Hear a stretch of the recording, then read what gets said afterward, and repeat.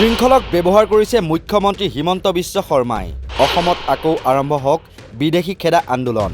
সংগঠনৰ লুম্পনক ব্যৱহাৰ কৰি বিদেশী খেদা আন্দোলনক মিয়া খেদা আন্দোলনলৈ পৰ্যবেক্ষিত কৰিছে মুখ্যমন্ত্ৰী শৰ্মাই। 2016ৰ শ্লোগান আছিল জাতি মাটি ভেটিৰ সুৰক্ষা। 2021ৰ নিৰ্বাচনত দিছিল মোগল খেদা আন্দোলন আৰু শৰাইঘাটৰ দ্বিতীয় বা শেষ ৰণৰ শ্লোগান। এইবাৰ আৰম্ভ কৰিছে মিয়া খেদাৰ আন্দোলনৰ শ্লোগান। মুখ্যমন্ত্ৰী ডক্টৰ হিমন্ত বিশ্ব শৰ্মাৰ পৃষ্ঠপোষকতাত আৰু বিজেপি RSSৰ নেৰেটিভত অসমত চলিছে মিয়া খেদাৰ আন্দোলন। মুখ্যমন্ত্ৰী হিমন্ত বিশ্ব শৰ্মাৰ পৃষ্ঠপোষকতাতে কিছুমান সংগঠনৰ একাংশ লুম্পেন চৰিত্ৰই অসমত চলাই আছে মিয়া খেদাৰ আন্দোলন। এই দাবী কৰিছে ৰাইজৰ দলৰ সভাপতি তথা শিৱসাগৰৰ বিধায়ক অখিল গগৈয়ে। এক সংবাদমেল সম্বোধন কৰি অখিল গগৈয়ে কয় যে সাম্প্ৰদায়িক সংঘৰ্ষৰ সৃষ্টি কৰিবলৈ সম্প্ৰদায় বিশেষক লক্ষ্য কৰি লোৱা হৈছে। তেওঁৰ মতে বিশেষ সম্প্ৰদায়ক লক্ষ্য কৰি সাম্প্ৰদায়িক বিষবাষ্প বিয়পোৱাতকৈ এই মিয়া খেদা আন্দোলনক বিদেশী খেদা আন্দোলনলৈ পৰিৱৰ্তন কৰিব লাগে।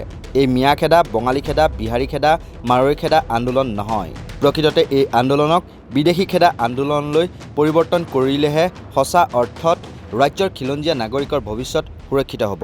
তেওঁ লগতে কয়, অসমৰ মুখ্যমন্ত্ৰীয়ে বাৰম্বাৰ ঘোষণা কৰিছে যে তেওঁৰ পৃষ্ঠপোষকতাতে শিৱসাগৰ আৰু অন্য ঠাইত মিয়া খেদা আন্দোলন চলি আছে। 2024ৰ নিৰ্বাচনৰ পূৰ্বে এইটোৰে এতিয়া বিজেপি আৰু RSSৰ বাবে আটাইতকৈ ডাঙৰ শ্লোগানলৈ পৰিণত হৈছে। 2016 চনত বিজেপিৰ শ্লোগান আছিল জাতি মাটি ভেটিৰ সুৰক্ষা। 2021 চনত বিজেপিৰ শ্লোগান আছিল মোগল খেদা আন্দোলন বা শৰাইঘাটৰ দ্বিতীয় ৰণ। 2024ত মিয়া খেদা আন্দোলন। এইবোৰ শ্লোগান হৈছে বিজেপি আৰু RSSে তৈয়াৰ কৰি দিয়া একোটা নেৰেটিভ। আৰু 2024ৰ নিৰ্বাচনত নিৰ্বাচনী বৈতৰণি পাৰ কৰিবলৈ বিজেপিয়ে এই মিয়া খেদা আন্দোলনৰ শ্লোগানটো আৰম্ভ কৰিছে। বিধায়ক অখিল গগৈয়ে এই মিয়া খেদা আন্দোলনটোক বিদেশী খেদা আন্দোলনলৈ পৰিৱৰ্তন কৰিবলৈকে সকলোকে আহ্বান জনায়। তেওঁ কয়, মিয়া খেদা আন্দোলনটো বিজেপি আৰু RSSে তৈয়াৰ কৰি দিয়া সম্পূৰ্ণ এটা পৰিকল্পিত ধাৰণা। একাংশ সংগঠন আৰু সংগঠনৰ লুম্পেন চৰিত্ৰই বিজেপিক সহায় কৰি ব্যক্তিগত লাভালাভ আদায় কৰিবলৈকে বিদেশী খেদা আন্দোলনক এতিয়া মিয়া খেদা আন্দোলনলৈ ৰূপান্তৰ কৰাৰ অপচেষ্টা কৰিছে। এয়া একাংশ তথাকথিত সংগঠন আৰু বিজেপি চৰকাৰৰ মাজত যৌথ অপচেষ্টা। মুখ্যমন্ত্ৰী ডাঙৰীয়াই কৈছে যে অসমৰ বিশেষকৈ শিৱসাগৰত যিটো মিয়া খেদা আন্দোলন চলাই আছে, সেই আন্দোলনটো অসমৰ মুখ্যমন্ত্ৰী ডাঙৰীয়াই পৃষ্ঠপোষকতা কৰিছে। অসমৰ মুখ্যমন্ত্ৰী ডাঙৰীয়াই বাৰম্বাৰ ঘোষণা কৰিছে যে তেওঁৰ পৃষ্ঠপোষকতাতে আচলতে শিৱসাগৰ আৰু অন্য ঠাইত মিয়া খেদা আন্দোলন চলি আছে। এতিয়া এই যিটো মিয়া খেদা আন্দোলন, এই মিয়া খেদা আন্দোলনটোকে আমি দেখিবলৈ পাইছো যে 2026 চনৰ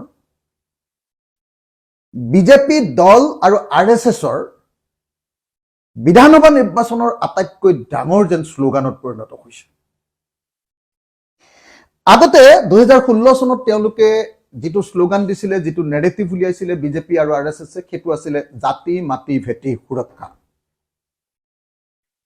2021ৰ বিধানসভা নিৰ্বাচনত সেইটোক তেওঁলোকে মোগল খেদা আন্দোলন বা শৰাইঘাটৰ শেষ যুদ্ধ বুলি তেওঁলোকে 2021ত ঘোষণা কৰিলে। 2016ৰ জাতি মাটি ভেটি সুৰক্ষা, 2021ৰ শৰাইঘাটৰ শেষ ৰণ আৰু 2026ৰ মিয়া খেদা আন্দোলন, এই গোটেইটো আমি দেখিবলৈ পাইছো যে বিজেপিয়ে তৈয়াৰ কৰি দিয়া এটা নেৰেটিভ, RSSে তৈয়াৰ কৰি দিয়া এটা নেৰেটিভ, সংগঠনৰ কিছুমান লুম্পেন চৰিত্ৰই বিজেপিক সহায় কৰিবৰ কাৰণে, চৰকাৰক সহায় কৰিবৰ কাৰণে আৰু তাৰ পৰা তেওঁলোকে ব্যক্তিগত ফাইদা লুটিবৰ কাৰণে আজি অসমৰ বিখ্যাত বিদেশী খেদা আন্দোলনটোক মিয়া খেদা আন্দোলনলৈ ৰূপান্তৰিত কৰিছে।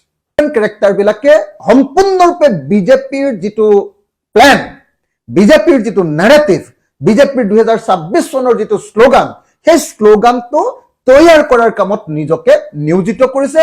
আৰু সকলোৱে জানে যে লুম্পেন কেৰেক্টাৰে নিজে ইনকাম কৰিব নোৱাৰে, এনেকুৱা ধৰণৰ 2 নম্বৰী কাম কৰিয়ে সদায় ইনকাম কৰে। এই আন্দোলনটো আমি সকলোৱে মিলি, সমগ্ৰ অসমীয়া মানুহে মিলি ইয়াক আমি বিদেশী খেদা আন্দোলনত পৰিণত কৰিব লাগে। অখিল গগৈৰ স্পষ্ট অভিযোগ, লুম্পেন শৃংখল চলিহাক মুখ্যমন্ত্ৰী হিমন্ত বিশ্ব শৰ্মাই ব্যৱহাৰ কৰিছে। বিধায়ক অখিল গগৈৰ মতে শিৱসাগৰত মিয়াখেদা আন্দোলন কৰি 2024ত তেওঁক পৰাস্ত কৰিবলৈকে ৰচনা কৰা হৈছে গভীৰ ষড়যন্ত্ৰ। এই ষড়যন্ত্ৰ কাৰ্যকৰী কৰাৰ বাবে ব্যৱহাৰ কৰা হৈছে শৃংখল চলিহাক। অখিল গগৈৰ অভিযোগ, এগৰাকী কুখ্যাত চালফা তথা অসমৰ ইতিহাসৰ আটাইতকৈ ডাঙৰ হত্যাকাৰী শিৱসাগৰত বিজেপিয়ে বিধায়ক কৰিবলৈ এই বিষবাষ্প বিয়পাই দিয়া হৈছে। আলফা ত্যাগ কৰি শিৱসাগৰত এসময়ত সন্ত্ৰাস চলোৱা চালফাগৰাকীক 2024ত বিধায়ক বনাবলৈ মুখ্যমন্ত্ৰীৰ নিৰ্দেশত শৃংখল চলিহা আৰু লুম্পেনহঁতক ব্যৱহাৰ কৰা হৈছে আৰু তেওঁলোকে মুখ্যমন্ত্ৰীৰ ইচাৰাত বিদেশী খেদা আন্দোলনটোক বিপথে পৰিচালিত কৰি মিয়াখেদা আন্দোলনেৰে চমক সৃষ্টি কৰিব খুজিছে। নিউজ ডেস্কৰ ৰিপৰ্ট, নৰ্থ ইষ্ট নাও।